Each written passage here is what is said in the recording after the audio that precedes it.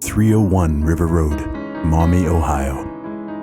That's the address of the oldest standing building in all of Lucas County. The building is on the National Register of Historic Places. Levi Beebe purchased the land in 1828. In 1836, Levi built the commercial building. Initially, several different businesses occupied the structure, including various law firms, several stores, and even the local post office. The building also housed an inn at this time. So before we dive too deep into the building itself, let's think about what was happening in the United States in 1836 to put it all into perspective. Davy Crockett, king of the wild frontier, arrives in Texas, which is not yet part of the United States. This would also be the year of his passing. The U.S. Whig Party holds its first convention in Albany, New York.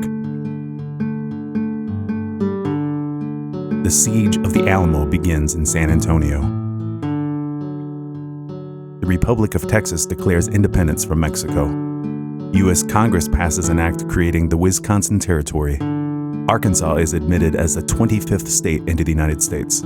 James Madison, our fourth president, dies in Montpelier, Virginia.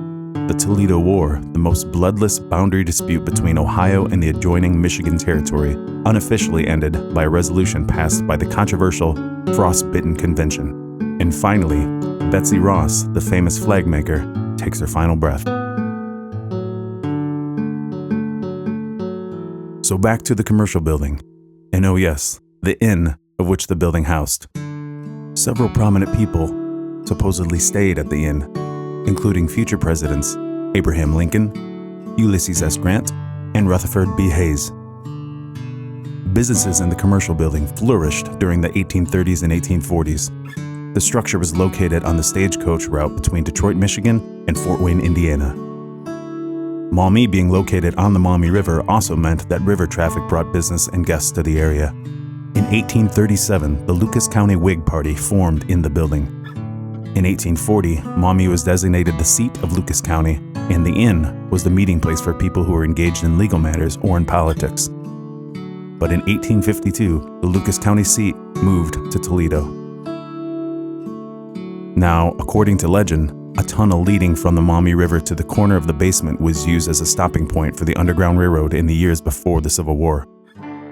Later, the same route was said to be used during Prohibition to bring illegal alcohol in from Canada, which would make sense considering the early parts of the 20th century saw the building being used as an inn once again, changing names from the Neely House to the Shiley House to the Bismarck, and in the 1930s, the building was converted to a brothel, or at least the third floor would house such activities for prominent guests.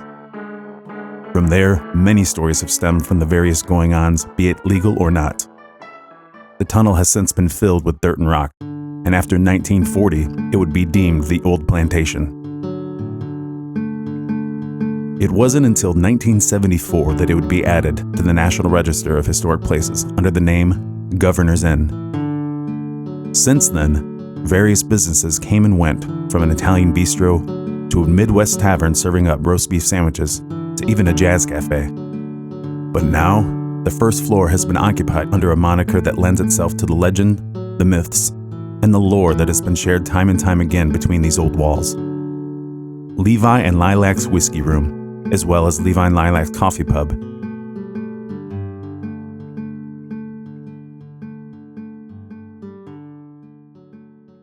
As you can imagine, with any old building come stories of potential paranormal activity, or simply just things going bump in the night. Especially from several past patrons, and more importantly, the employees of the various businesses over the years.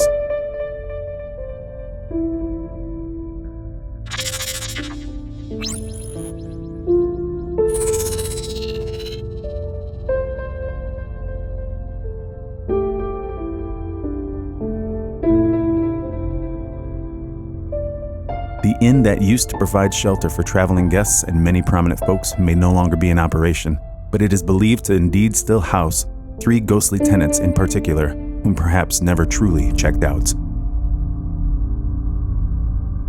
The first spirit has been nicknamed Levi, or potentially could be the original owner himself, Levi Beebe, whom appears to have a taste for alcohol, whiskey to be exact. Patrons here have to watch their drinks over the years, as the supposed ghost has been known to drain entire tumblers in a single gulp. Or perhaps that's just a rude neighbor at the bar taking advantage of a legend. Or is it?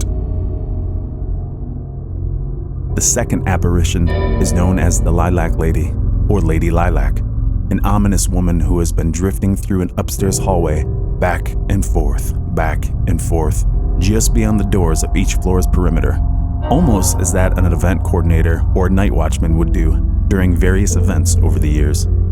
Staff and guests say she leaves behind a pleasant floral aroma wherever she goes throughout the building. Pleasant for some, uneasy for others. The third and final of the apparitions is said to be that of a female prostitute, a callback to the 1930s brothel, which lends itself to all sorts of unsettling sounds and happenings coming from what sounds like the third floor.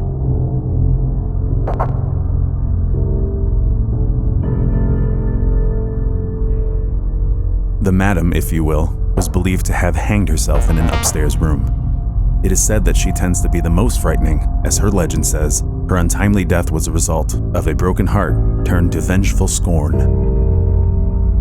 Guests and staff claim to have seen a woman hanging by a noose from a rafter, but then when they seek help, she suddenly vanishes.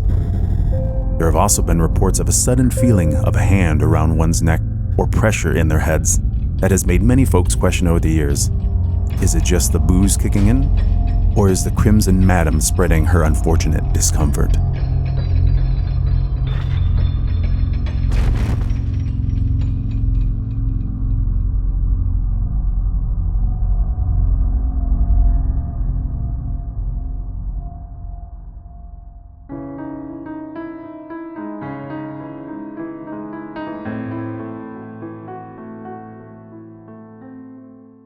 Hey, thank you for watching the Jake the Venom YouTube channel. We'll be releasing videos every single week, so make sure you go ahead and hit the like, hit the subscribe, and hit that notification bell so you can stay up to date with all of our videos, all of our releases. I appreciate you.